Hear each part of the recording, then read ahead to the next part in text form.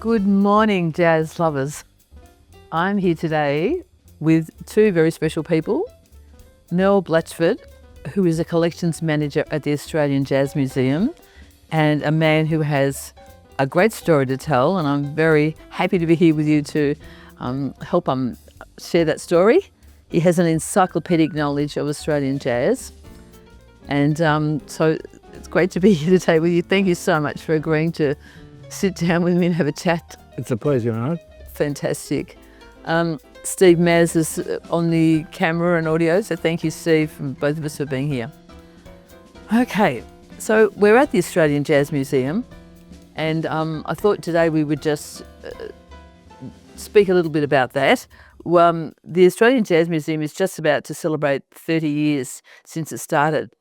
Now, Mel was telling me in 2019, the Museums of Australia accreditation team pointed out that a lot of the resources of the museum here were going into collecting material, not only from Australian musicians, but from overseas musicians. And around that time, that being pointed out, it sort of led to people thinking about that comment that was made. And when Ian Rutherford took over as the president, I think there's been a sort of change of direction, really focusing the resources here of on Australian jazz. And we have got the perfect person here to the collection manager to talk to us about that. And another very interesting thing that Mel told me, which I hadn't thought about, another sort of change of direction was to digitise the collection. Not only because that's a very sort of modern thing to do, to put things in digital format, but because a lot of the material would be deteriorating. And not only that, often the equipment that it's played on is hard to find. You know, you buy a car nowadays, it doesn't have a CD player in it. A lot of people don't have CD players. Record players can be difficult to get fixed. Needles, you have to order them from overseas. So Mel has sort of pointed out some really good points that I just hadn't thought about as to why we need to digitise everything. So, Mel, how did you become the collections manager? Well, the short answer is I went away on holidays and came back and found I was the collections manager. Now, that's a very trite way of putting it. In actual fact, I had been working here for probably a couple of years before that, just as assistant to John Kennedy, who was the original general manager. And he realised that my background in pharmacy made me an ideal person for that if I wanted to do it.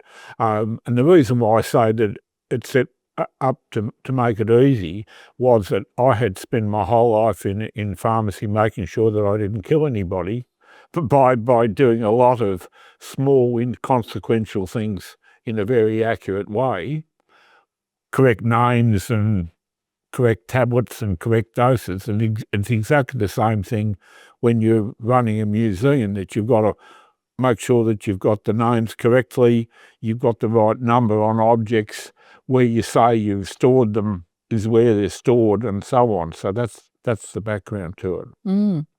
So attention to detail is very important to you. Yes.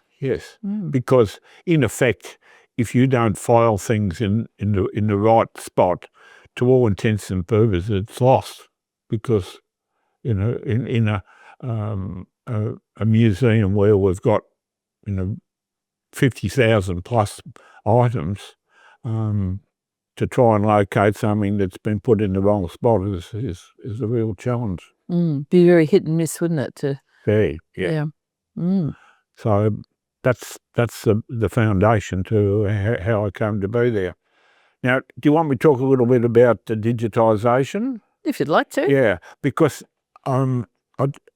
this is happening in museums right around the world, not only in the jazz world, but particularly in the world of where things are recorded on film and sound, is, as you said, the equipment.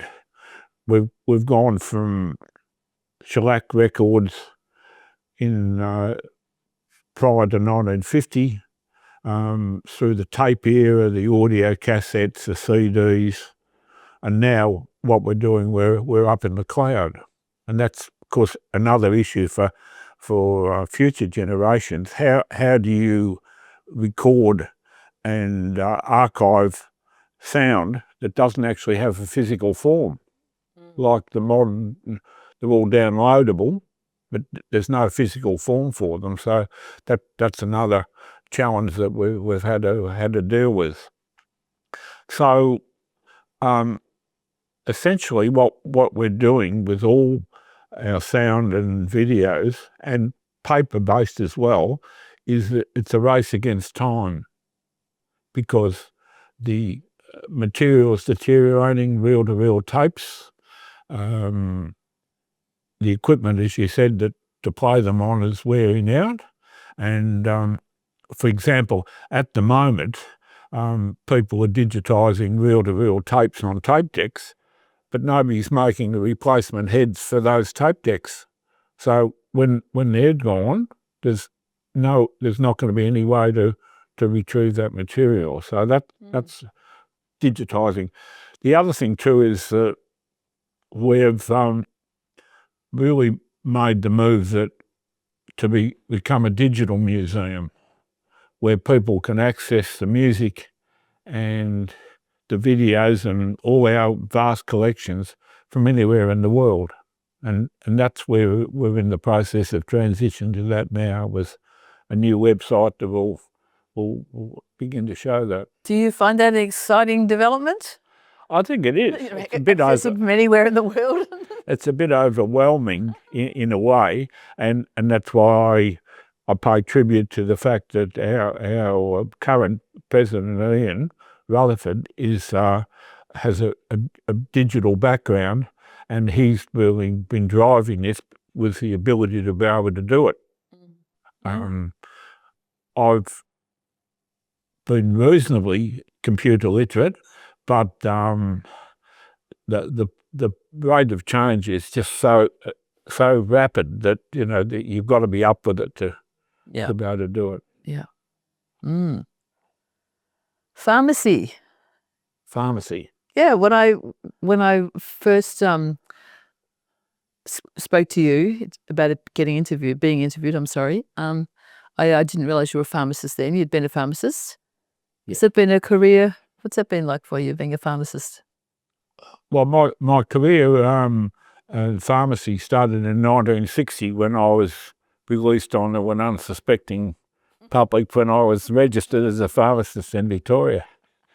And I came up at that stage under the old apprenticeship scheme, where I was assigned to a master pharmacist in Sydney Road, Coburg, whose name was Ralph Perrin, who was a very understanding and very good mentor.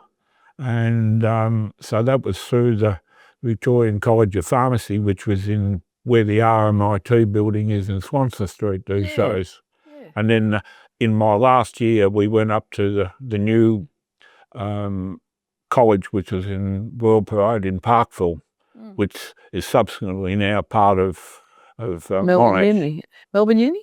No, Monash. Wow. David Pennington, who was the Vice Chancellor of Melbourne at the time when Dawkins was looking to amalgamate all the colleges, decided that we would become a sub-faculty of medicine.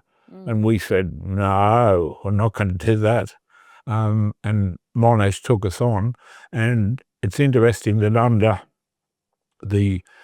several billion people at the pharmacy college, that particular college under Monash now is number one in the world. Wow. Ahead of Harvard and Oxford. Wow. Yeah. That's a big wow. So David Pennington missed out on a little treasure. Do you think he'll be watching this interview? Yeah, I don't think so.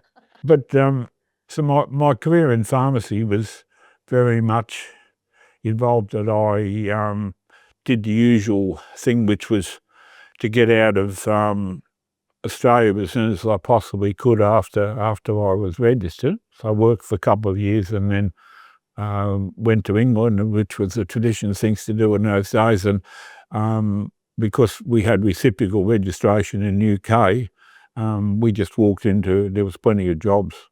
So 3 years there of, at the time when the jazz boom from 1960, there was jazz in every pub in pretty well anywhere in the UK, and all the top international bands like Ellington and Count Basie and Oscar Peterson, they just trooped to London every year, so it was a joyous time.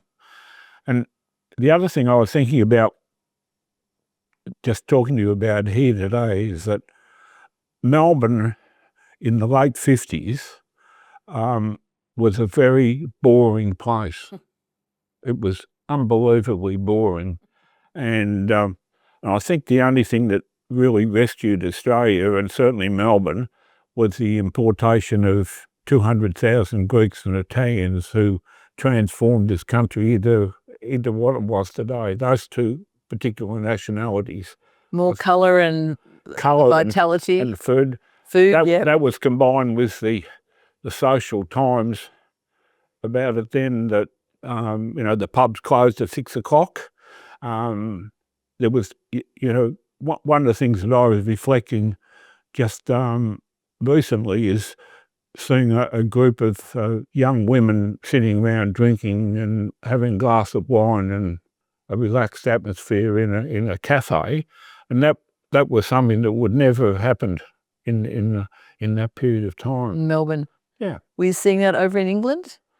No, because Australia and Melbourne at that stage was just an Anglo-Celtic outpost of the British Empire, and they were still doing a lot of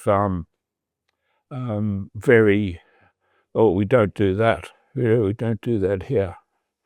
Actually, that should be the motto of the British, of United Kingdom. We don't do that. No reason why we don't do it, but we don't do it. That's very much how I did. And so I worked, and then I had a career in partnership with a pharmacist friend of mine for 27 years in Ascot Vale. And that was an interesting time. And I very quickly realised that that pharmacy, as I'd been trained to do, almost from the minute that I was registered and started working, changed completely, because it became a manufacturing in factories. And so the compounding and the things that we had learned over that period of time as apprenticeship was no longer relevant. Sort of into the background. There's a bit of it around, but not so much, isn't there? That's right, exactly. And so I look back on the things that we gave in pharmacy at the time, and I think probably 95% of it was either useless or was wrong. Because there was things like, if you wanted a tonic, it had to be red, and there was no reason for that whatsoever, but there was not much evidence that they actually ever did anything. So, when you look at the modern world of pharmacy today, and I've tried to keep up reasonably well, I'm no longer registered, but I still keep up with my knowledge. It's just extraordinary what's happened over my lifetime in terms of keeping people alive. This isn't it? Antibiotics. Antibiotics. You were saying about the tonic being red, like in medicine, going back not so long ago, the power of suggestion. Yes. And the relationship with the doctor, yes, faith in the doctor, were two of their biggest tools that they had. Yeah. I've met people in my work who started nursing, were nursing when antibiotics came in. Yes. I mean, it's all quite new, isn't it? Absolutely. Relatively speaking. That's right, exactly. Yeah. And all these modern biopharmaceuticals that are actually boosting treating cancer by not killing the cancer, but by boosting the immune system to do it, is, that's revolutionary, and that's why people are not dying of cancer anymore. It's these boosting the immune system that's extraordinary. During my time in pharmacy, I realised that being in a pharmacy 5.5 days a week was not going to satisfy me, and I finished up when I was in my mid-30s, deciding that I would try to get elected to the Pharmacy Board of Victoria. It was state-based in those days. So these days it's national. And I took a couple of goes to get on, and then I was elected, and I was there for the next nearly 20 years, including a period where I was president. Yeah. But my real focus in that time was on education. I was chair of the education committee at that time there, and because after people had done their pharmacy degree, they had to do a year's practical training, either in a hospital or in a pharmacy or both, before they could get registered. So you could be a bachelor of pharmacy, but you couldn't practice. And same as in law, you've got to have a practicing certificate. And this was a time when we had many people coming from overseas, from countries that weren't recognised in any way for their qualifications. And it wasn't just pharmacy. I remember I had a customer in Albert Park who had been professor of dentistry at Vienna University, and they made it the whole dentistry course again. Yes. And that was on. So we, in the late 70s, really made efforts to say, well, how can we bridge it for people whose English is not their language? Their whole course of education was different, and helping people through that transition so that they could, during that year, they could get past the registration exam. And so that gave me a great deal of pleasure to see people successfully integrated in the community and into their cultures, being able to talk to them about medicines in their own language. It's very important, isn't it? Another thing I know about you is that you were very instrumental in the Home Medicine Review program. Yes. And you received not just an Order of Australia medal. Yes. For your work in pharmacy and in jazz. Yes. We'll get back to jazz in just a moment. That's what a beautiful tribute. Well, to the work you've done. To me, it was a surprise because I didn't find out till a lot later who had actually nominated me, and all the things that I'd done, I did because I felt like doing them. I didn't go look for anything, but it was a wonderful honour to do it, and I hoped that my period as helping people in education was the principal thing that I was able to do. If I can give you just one example, there was a wonderful Czechoslovakian lady who was a mature age student, and she came to us, and she was in her probably late 30s, and she really struggled, and she'd had about 4 attempts to pass the final registration exam without success, and she was on the last time that she could actually do it under the regulations. So we were sitting there, myself and another examiner, who we had to independently assess it. And we came out in the assessment that she was right on the line. She could have been either way. And so we sat there, deliberated about it, and we thought, this is a little bit of playing God. It's somebody's life that you're dealing with here. Anyway, we voted to register her. And so she went off out into the world, and she, of course, from Eastern Europe, she spoke many languages. And one of my friends that I used to play, pharmacy friends that I played cards with, who was doing locum work, and he said, I worked today with this amazing woman in a pharmacy down in Caulfield, and he said she was fantastic. And it turned out that it was this lady, Anna, who we'd registered, and she was like a little flower that had gone. And so it was just a wonderful lesson that, that people, if you give them the opportunity, they usually rise to the occasion. Well, it shows a very kind side of you and very, understanding of human nature and human beings side of you. Yeah. Very nice. Yes. Did you? Oh, sorry. I was just going to ask. All this time working and doing these wonderful things, did you have a chance to get out and listen to much music? Had the music scene in Melbourne changed much? Yes. There were jazz clubs in Melbourne. There were dancers. Yes. Well, before I went to UK and I started the first instance I had of jazz. I grew up in a family where we never owned a record player. We had nothing. We had the radio, and we used to be permanently welded onto the AVC. And I went to the Cootamundra Jazz Convention, Australian Jazz Convention in Cootamundra, 1959. My ex-business partner borrowed the family Holden, and we drove up and we slept off up there, and it was just a wonderful thing. And I couldn't believe this music. This was fantastic. And this was a time when socially, I was allowed to borrow the family car to go to hear the Yarra Yarras and the Red Onions, the Yarra Yarras particularly on Fridays, as long as I took my sister. And my sister was 3 years younger than me and very attractive, and so there was no stress at all about taking her. And it was a place, probably the most incongruous name I think I've ever had. It was called Dante's Inferno. And do you know where it was? The Glen Iris RSL.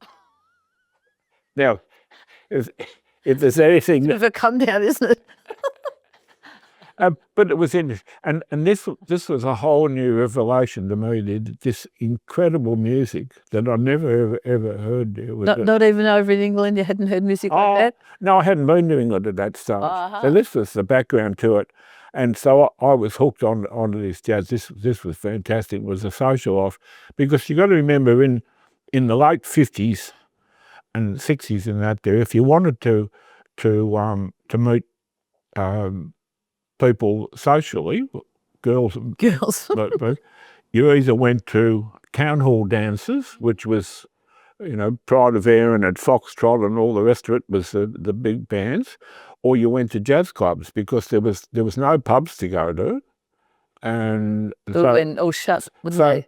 Yeah, they were all shut. So 6 o'clock. And then there's places like 431. And the big one was Powerhouse on Sunday nights, which was down on the Albert Park Lake. Yeah. And the building's been rebuilt since. But the old building was one of these places, I don't know how it never ever fell down with a number of people in it. And the band used to play upstairs above the entrance. And the place rocked. It was absolutely fantastic. And then quite soon after that, the rock and roll took over. And so, we're just... I suppose the difference, what I'm really saying, Marj, is that it went from the music of the younger generation, including, annual Moomba jazz events in the My Music Bowl, to now where trad jazz is still very strong here in Melbourne, but it's a niche market, and it's always going to be that there. There's always going to be people who are going to love it, but it's not the music of today. Is that your favourite sort of jazz, trad jazz? Yes, trad and mainstream, and Melbourne is very well set up with lots of... Today was you can still hear great varieties of jazz. I have to ask you, do you still go out listen to jazz, live jazz? I do. I'm going tonight. Where are you going? Well, what is it, Wednesday night? Wednesday night is is Joe Stevenson's Rockets at Of the course. Emerald Hotel in South Melbourne. Yes. And they've been playing there for nearly 20 years. A fabulous choice. And it's like going to an own private jazz club, because most of the people that go there go every week. They do, yeah. And it's just So I wonder if I never met you there. We used to go there a lot, and it's wonderful we never met. Yes. So tonight you're off to see Stevenson's Rockets. Yes. Joe Stevenson, interestingly, is he's a surgeon's assistant, as well as a brilliant musician on reeds, and some of the backed by people, Ian Smith, who's a multi-instrumentalist, Chris Littlewick, who's trombone and bass, and the wonders of Stephen Grant on piano, which is great. But I think the thing about it is that I've often, somebody asked me, why is jazz so strong in Melbourne? And I think the reason for it is comes down to a very simple thing. It's the weather compared to Sydney. If you go to Sydney, it's a complete wasteland by and large right now for jazz right across the spectrum. There's very little going on a regular basis. And it's because the weather up there induces people to go out and do things socially after hours for a lot of the time. Whereas in Melbourne, it's always been, you could have a barbecue outside, but you might get rained out. So people have tended to do things inside, and also a great tradition through the jazz convention people, particularly where people were able to go along and learn to play an instrument with people who mentored them, older musicians. And that tradition still continues on today through the College of the Arts and Monash and that there with them. So you've got the whole spectrum now in Melbourne, where you can hear trad and mainstream at 2 or 3 every week that are programming down in South Melbourne. And you can go to the Jazz Lab up in Brunswick, and you can hear modern and Paris Cat and there. So, and these are organisations that are running music 7 nights a week. It is amazing, isn't it? I also go out a lot to listen to jazz, and the places you've mentioned, Bird's Basement, Southside, yes, Lido, yes, the Counts at Monash. Yes. And it's incredible, the people that I've seen, the standard of performance, and for the small amount that is charged to go and see these people, it's absolutely mind-blowing. We're mind-blowingly good. We're so lucky here in Melbourne. When you stop and think that people like Taylor Swift, and I have to put my hand on heart and say that I don't think I've knowingly ever actually heard one of her recordings, but people tell me she's very good. I haven't either. And but people are paying hundreds of dollars to have a performance, and music is not the pathway to riches for the vast majority of people. Yeah, not for most people. Not for most people, no. So Melbourne's very rich. And so what the museum's really trying to do is to embrace, because with the original reason for setting up here, and perhaps we should talk about that a little bit if you do about it, was that it came about by a set of circumstances that 1995 there was a couple of really big collections that were thrown into skips when somebody died. And people here got concerned and said, what we need is an archive, somewhere, a repository where people can donate things rather than have them thrown out. And so that committee was formed, and out of it became the Victorian Jazz Archive. And the original idea was that there was going to be a jazz archive in each state, with the national archive that was going to be attached to the National Film and Sound Archive in Canberra. And so the first president of here was a wonderful man called Ray Marj, who died in his early 90s not so long ago, and John Kennedy, who had a background as an optical spectacle maker. And between the two of them, they really single-handedly established where we're sitting here today.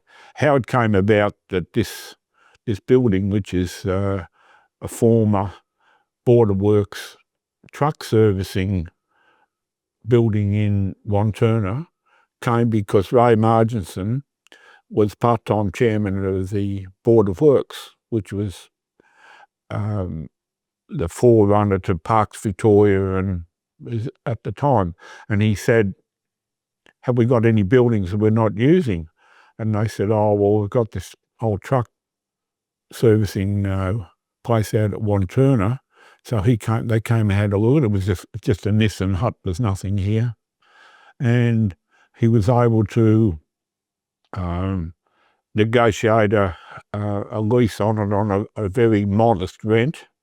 And he was personal friends with Dame Elizabeth Murdoch, and generous. She was a great jazz lover, as you know, because she used to host jazz events at she did, of course, yeah. Cruden Farm and all that. Yeah, I've been to many, actually. And so she wrote out a cheque for $25,000 in 1995, which enabled them to buy 3 shipping containers, which they shipped into the building over the pits of where the trucks were. And then some money came from the Potter Foundation and the Meyer Foundation, and that was the way it got going. Fantastic. And John Kennedy, as the general manager, was like a man possessed. That's the only way I could describe it. He was infectious in whatever he did there, and he set up the framework. So all really I had to do when I came was just follow on and fine-tune the basis of what they did. They were very clever. Look, sitting here looking around the room and some of the wonderful things that, I know there's a lot out the back in the big containers, but just sitting here, some wonderful things in the room, aren't there? Some wonderful treasures that have been donated. Yes. Yeah. Well, that's the thing about it is there, that when you stop and think that this organisation has been going for 30 years, of which I've been involved for about 20, and it's been done without any paid employees. 99% of what we've got here has been donated to us by generous musicians or their families.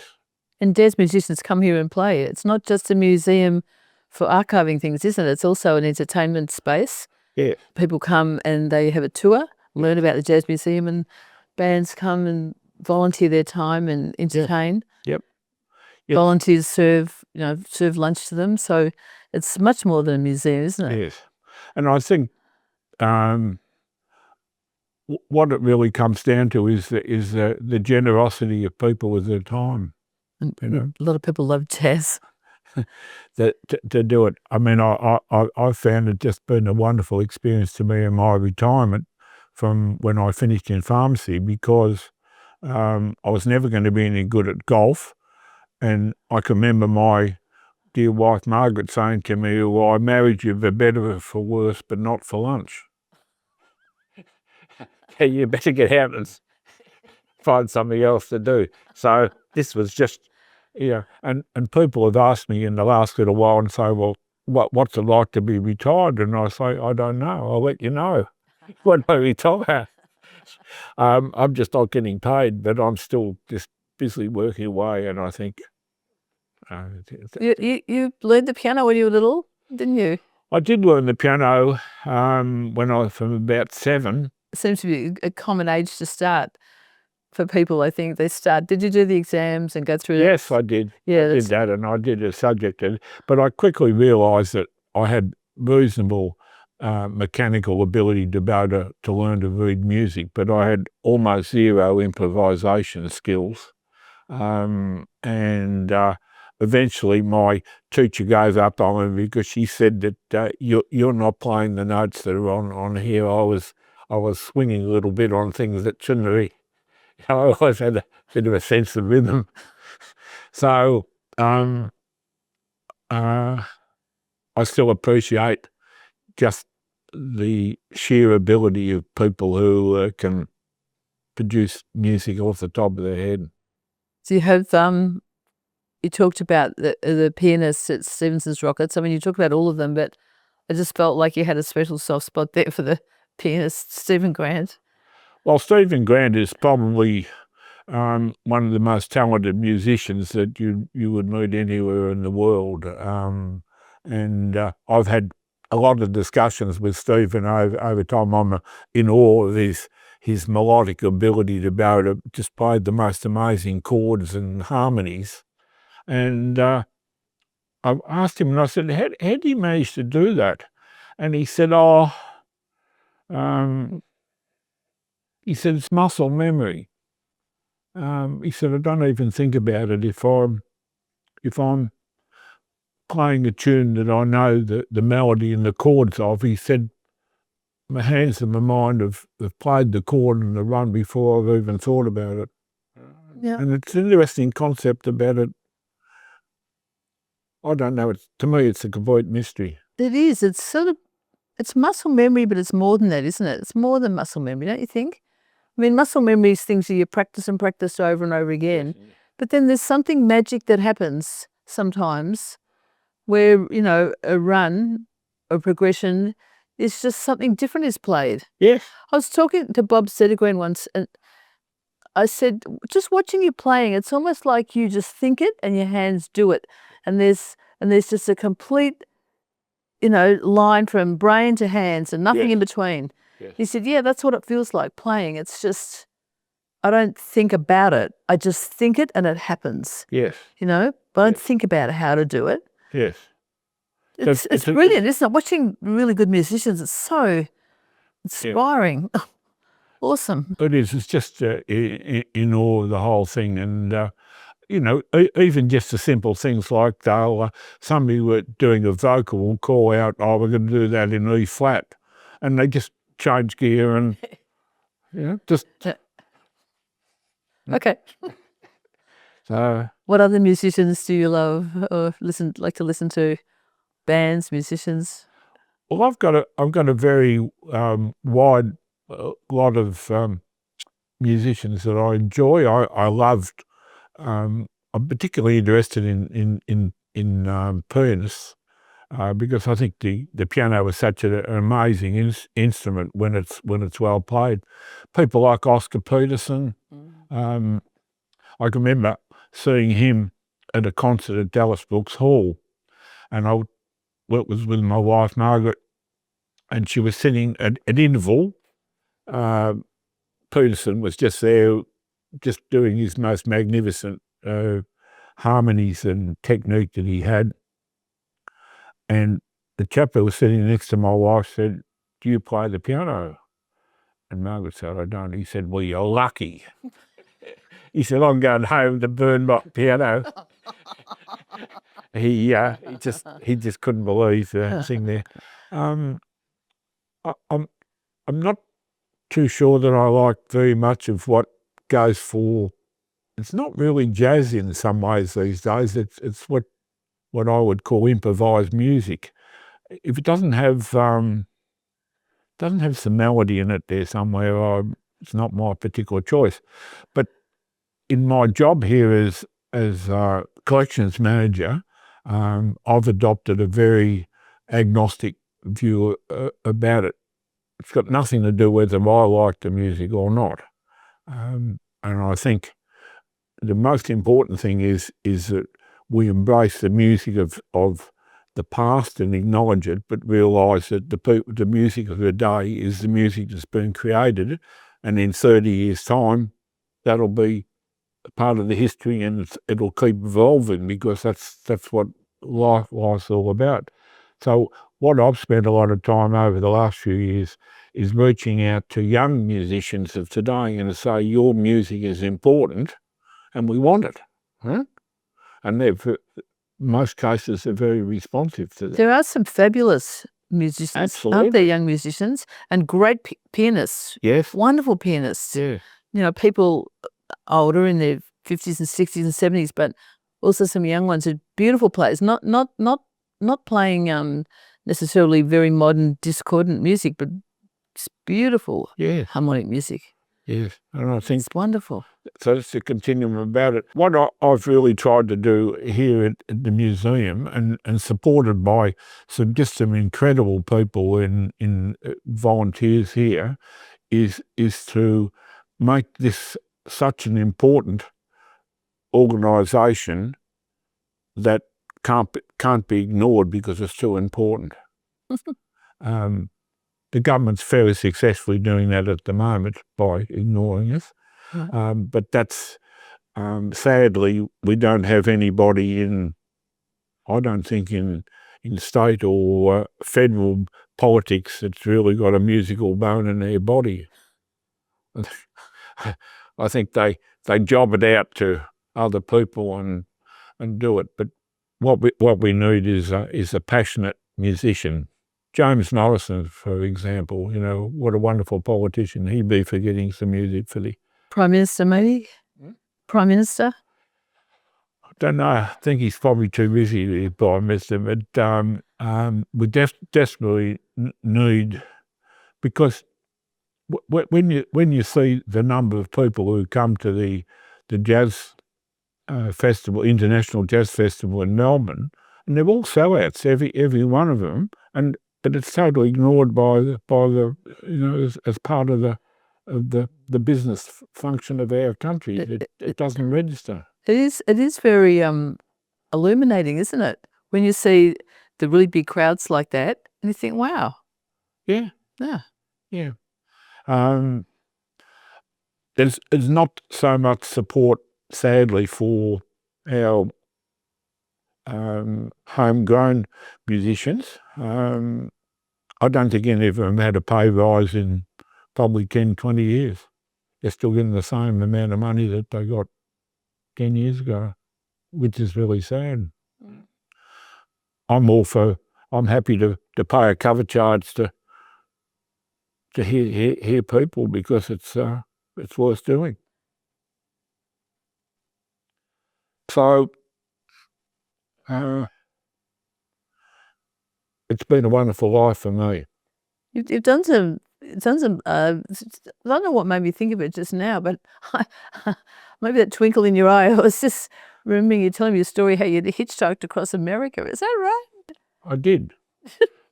When I was working in England, I saw an advertisement in the Daily Telegraph London newspaper saying 3 months charter trip to New York from Southampton, and a charter flight back from New York back to London for £120, $240, 1963.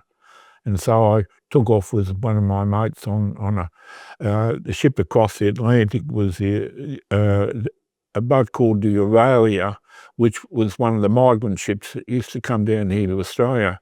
So much so that the jukebox had 20-cent coins to make it work. Or they were 2 shilling pieces, because it was not metric in those days. Started at New York and headed off, and when we were very lucky to meet somebody, an Australian who was living in New York, we stayed with, and then I asked, how do you get up to Boston? And they said, well, you just take the A train, Mr. Ellington's A Good name for train, a song. up to Harlem and get off there and get on the freeway with your thumb. And in 1963, there was still a lot of people who had a great deal of affection for Australia because of the time when they'd been in the war in the Pacific. And so all I had was an Australian flag and a small suitcase just with the word Australia written on it. And that was our entry into the travelling all over, up through the northern states, across through Canada, down the west coast and then down through Route 66 and down to New Orleans and then back to New York. You've really led a very sort of full and a lot of breadth and depth to your life. Yes. And when you talk about your position here as a collections manager and wanting to embrace everybody and everything, it really sort of seems to fit with your personality, the way you've lived your life. I think so. Yeah. Yes. Yeah. My wife would say I'm a professional busybody. Ah. My long honey. Your wife's got some good sayings, I reckon. Yeah. So I like the one about I didn't marry you for lunch. yes. Well, she's a very understanding lady, so it's really good. So the other thing that I did, an adventure too, which sadly you couldn't do today, is that when we decided to come home from working in England in 1964, right, we drove home overland in a Volkswagen through Eastern Europe and then through Turkey and in Iran, Afghanistan, England, India, Pakistan, and then from there. So that's, at that time, it was a very well-travelled path and it was very easy to do. And you think yourself, when you look at the terrible things that have happened in Iran and Afghanistan and that there, and it was just a breeze. There was no problems at all. Well, what that story says to me is, getting back to the museum, how people look at a museum and look at the things in a museum, and all those things have had a life before, and older people have had a life before, Yes. When people meet someone, they don't necessarily have any idea. They see, someone your age or my age, they have no idea of what has gone on before in their life. And it's so interesting today to hear what has gone on, what's given your life great meaning. Yes. And how much you've contributed and helped other people by your open attitude to embracing other people, and you've really helped a lot of people in your life, and it's absolutely awesome, and you're still doing that. Yeah. Yeah. And well, that was the thing that I found out of my life in pharmacy, was that my customers became my friends. And that was, to me, is why I've always had this idea about supporting small enterprises and ignoring the corporations if it can be possibly be done. It can be done to live a life like that, to have your work, to realize that our work and everything we do reaches, other people, and that in turn reaches other people. So you don't have to make a big splash. No. But, the circles that continue out. Yeah. Well, one of the things that I've been, my mantra in life is, and I call it random acts of kindness. Good. And that doesn't have to be monetary. Random acts of kindness can be thanking people for making you a cup of coffee in a place where they're doing that every day and everybody ignores them. Good for you. Right? So I think that might be a good place to finish today. Yeah. I'd really like to thank you for your time.